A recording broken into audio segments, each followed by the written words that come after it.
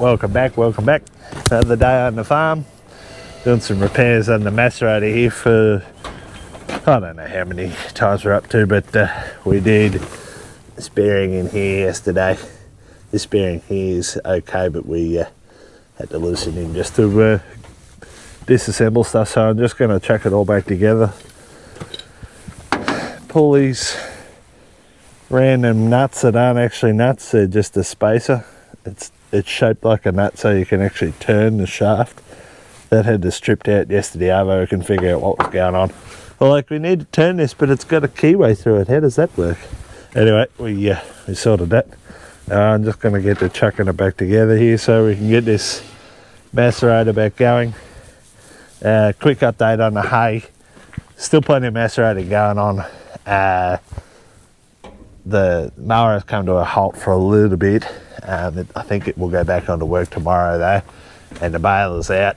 They're just giving it a service, getting it ready to go, and then we'll be into it, because the stuff we macerated first is turning real fast. We will be into it by the end of the week for sure. Quick comparison between just straight up mower conditioner and the macerator was eye-opening how quickly this other stuff is coming in. I lost a bet there. Anyway, let's get into this. Righto, so here's our new bearing. Here's the housing here. I'm just going to clean out the grease ring, nice and clean. So that in our bearing housing is called a grease ring. It's where the grease goes into your bearing. That's the grease hole there. So you're going to try and line the grease hole up as close as you can with the grease nipple, which is there. Alright, so it's on the side. Put it to the side. Poke him in. Square him away. Then you get a big punch for that. Let's get him as square as you can. Bob your uncle. New bearing in the housing. So we've got a 209 bearing, 1.75 inch shaft, and the housing. This is the existing housing.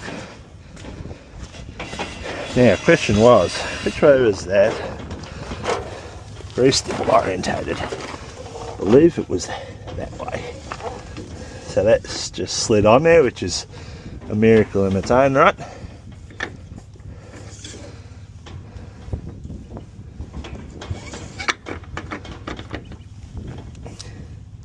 Why is that so loose on there?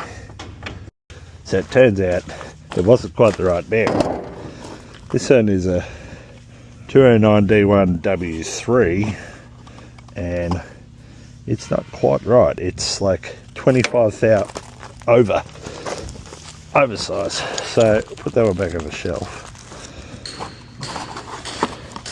because it's not the one we're looking for. Thank God I bought two, and this one is the right size. So this one's got, it's a 209-112 D1W3 1.75 ID, which is what we're looking for.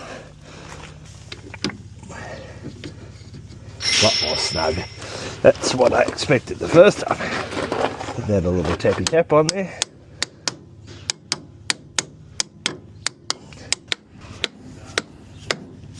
Drifty.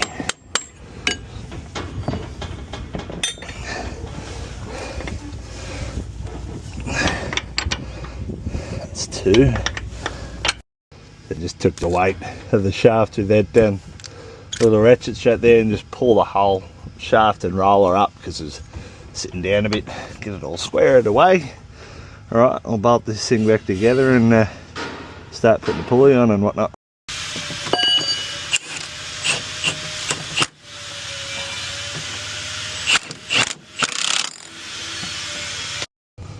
Chuck the coal lock on now, make sure those things are undone.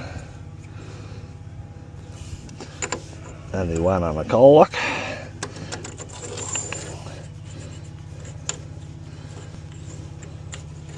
So those who don't know about bearings, this thing just locks the bearing in place so it can't float in and out on the shaft, and it just goes on, and you get a punch in here, tap it down while holding the other end, then do your grub screw up. Pretty simple, just stops it floating out, that's all it does. Chuck the hub on there and this pulley behind it. That one first. Line up the keyway here. Great way to crush your fingers.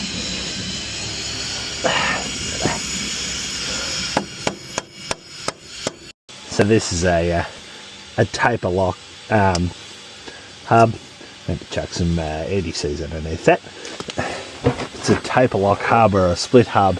So that split there, you go and you pull the pulley up onto it where you want it to be essentially, and then put a couple of bolts between here and here, and she pulls it up and it clamps onto the shaft so it can't move.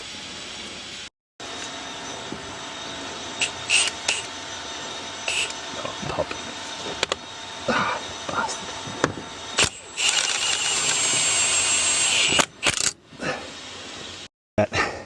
Nut on, retaining belt on, hubs in the right position, pulleys on, belts on. Just got to do this tensioner up now.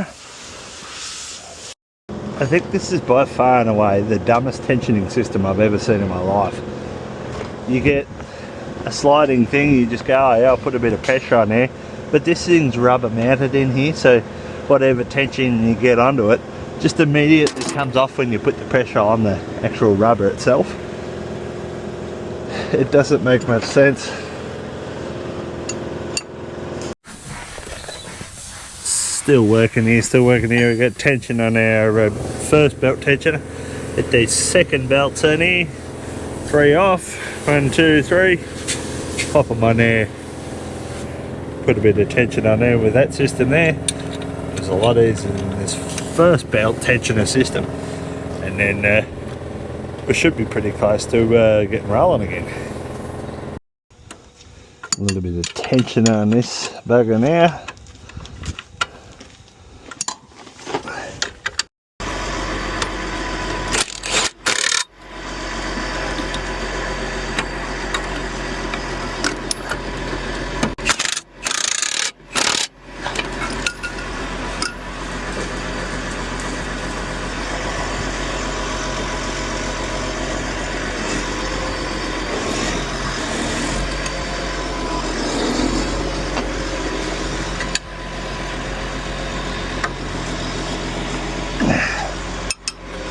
All done. That's it. She's ready to rock and roll.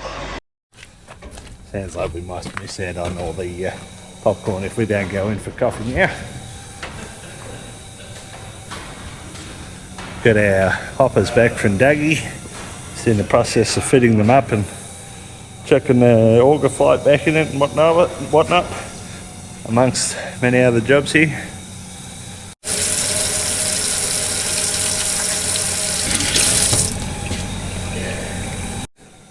Joe, how's the popcorn today? A little bit burnt. We had a bit of an incident. How can you burn popcorn? Doesn't it just pop more vigorously? It got stuck in the bottom and wasn't spinning. Oh dear. Jimmy, show us your butter to popcorn ratio there. How much you got? 50 grams of butter. 50G. Like a nice little cut off the butter container. Yeah. Into the two things of popcorn, whatever. Two little cups. There's probably 50 grams in a cup of popcorn. This probably makes it just buttery enough, but not overly butter.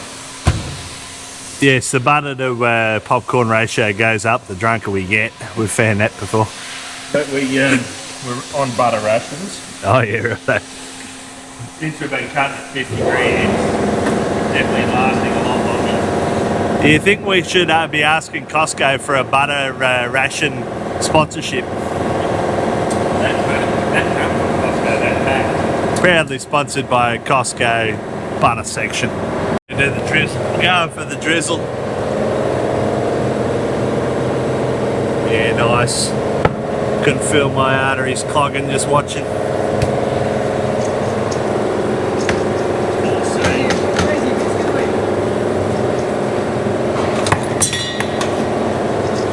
More vigorous shake.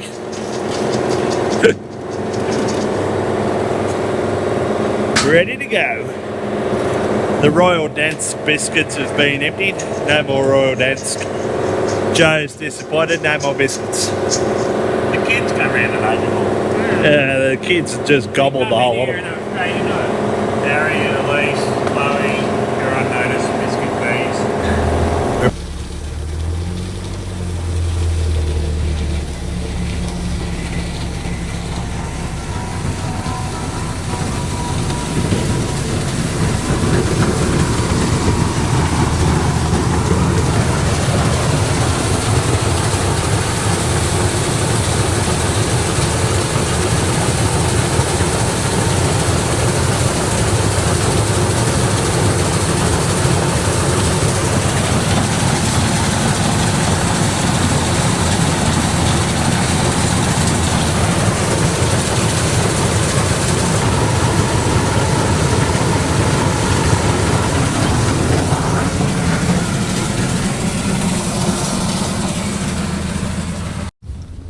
Hope that footage was worth it because I just filled my ute with dust. Getting Chloe going on the macerator here so I can take a little bit of footage. She's learning everything very, very quickly, including how to use a clutch for the first time. We'll see how she goes at the other end here, but she's picking it up pretty good.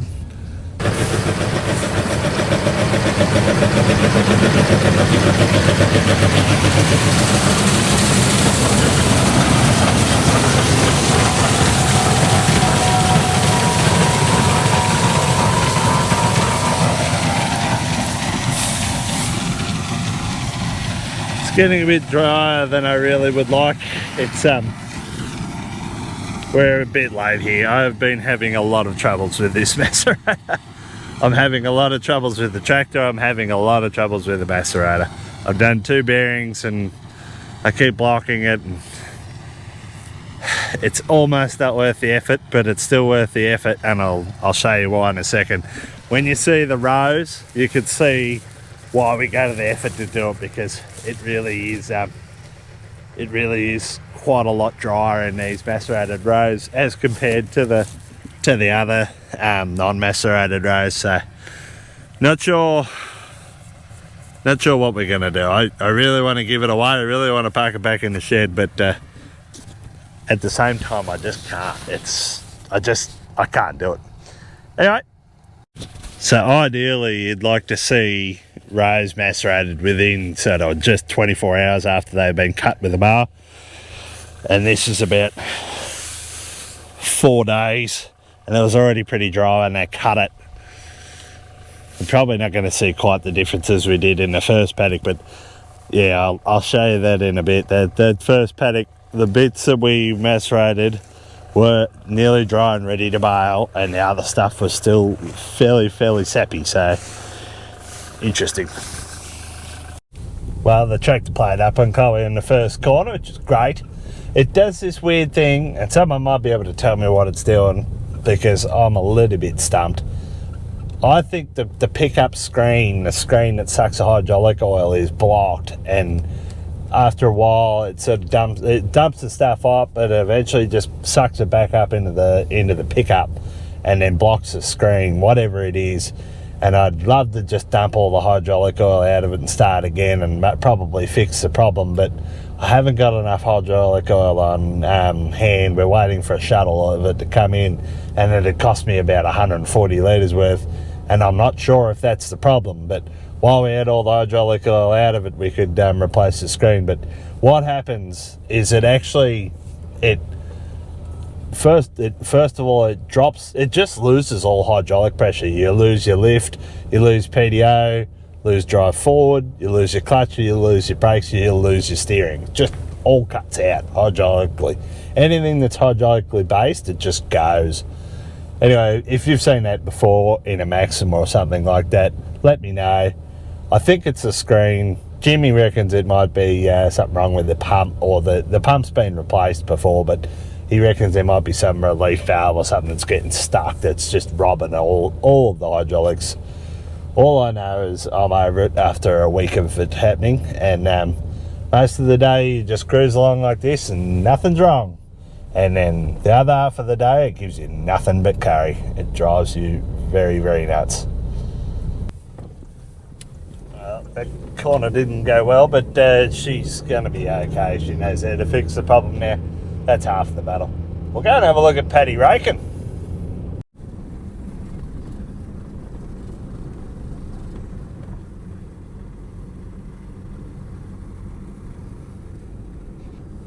Holy heck, they are monstrous windrows.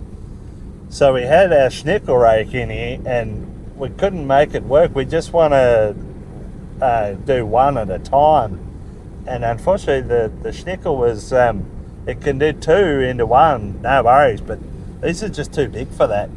We are going to have an absolute power of hay here. Yeah, this is going to be ridiculous. Anyway, we've gone back to our old school rake, was just it's a single side rake. It's basically a schnickel rake without the left hand side. It's just the right hand side, which makes turning a bit interesting. But other than that, it still works quite well, as you can see. But we should be baling this either tomorrow or the next day. So if you're watching this video, you want barley hay, it's around $1 per tonne. $350 if we chuck it in the shed for you. Hit me up, andy@narone.com.au. We had to narrow up the joules on the 275 to get them nice and skinny. As you can see, it's going through the rows there before, but when the joules were on it, it wasn't quite making it between the rows, so they had to go and skinny her up. So the old man made this rake back in the day. He fabricated it up and put it all together, and we still use it. We only just replaced it with a schnickel last year, and in the first year we've had to bring it back out again. But anyway, that's okay. That's why we still have it.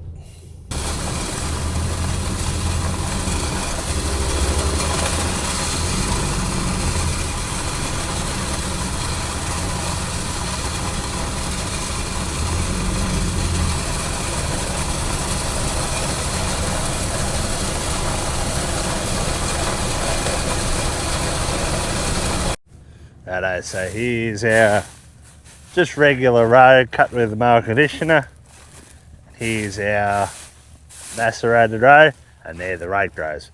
I'm going to grab a couple of bits of hay out of each. We'll get to the bottom where all the green stuff is. Take it over and put it in the ute. Excuse the back of my ute, it's kind of messy, about to get messier. And we'll grab a bit out of this one. See, it's a lot more denser bale, packed sort of row, a lot greener underneath. Looks better, but that doesn't mean it's ready to go. Now, where am I going to set you up here? Righto, so this is our macerated stuff. That's our straw. Pretty dry and crisp. Still a little bit wet around the nodes, I reckon. I reckon this baler, he's just turned up with the baler. I reckon this baler's not going to go, but the rest of it is pretty dry. So probably okay. Just the nodes, still a little bit tough. Righto, so that's the macerated stuff. Simple. This is the unmacerated stuff. A little bit tougher. Not a lot tougher, not as tough as it was yesterday. Like, you could barely even break them nodes yesterday. It's cured a lot in the last day. Just depends where you pull up in the paddock too, I know, because some stems are thicker than others, like this one here. A little bit tough around the node again. It's not as night and day as it was yesterday. You could really see it yesterday, the difference between the two. But I think with a rake, this might nearly go as well. Anyway, macerated stuff, unmacerated stuff. A little bit greener still. Alright, we'll see how it all pans out in the end. I'm still unconvinced, but I was convinced yesterday that it was a lot drier, but it certainly has cured a lot today in this unmacerated stuff. You got to get the green ones right from the bottom, you know. it's just not quite as crunchy. Not sure. With a rake, that might go pretty soon, I think. It's been down nearly 14 days. No, not that. Nearly 10 days. It was Thursday, Friday, I think they cut it.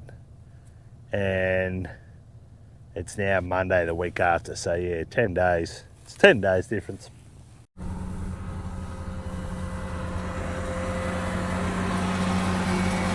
Here's the baler. See how he goes. I'd like to say it wasn't still filled with corn stubble, but it most definitely was.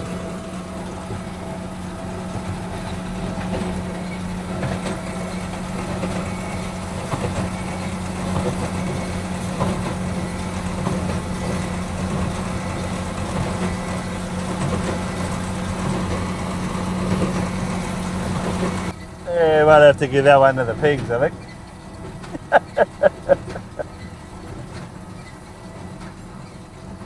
She's rotten. Very green hay. Sure if that's too green. Because we're not used to seeing hay that hasn't been rained on, maybe?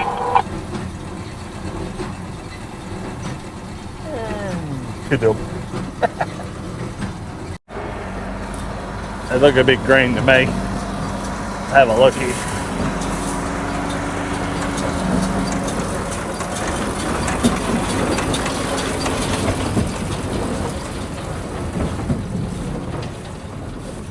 Look a bit puffy on the bottom too. Very green. That's what I was saying. I reckon that chamber's got stuff in the cornies. I nearly guarantee that it does after that corn. Oh yeah, flat battery.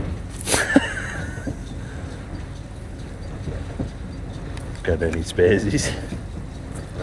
No, maybe in that.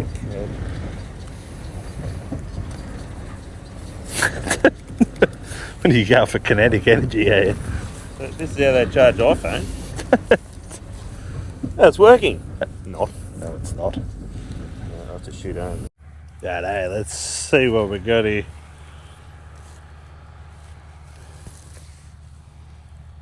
10.6, 9.1, 9.7,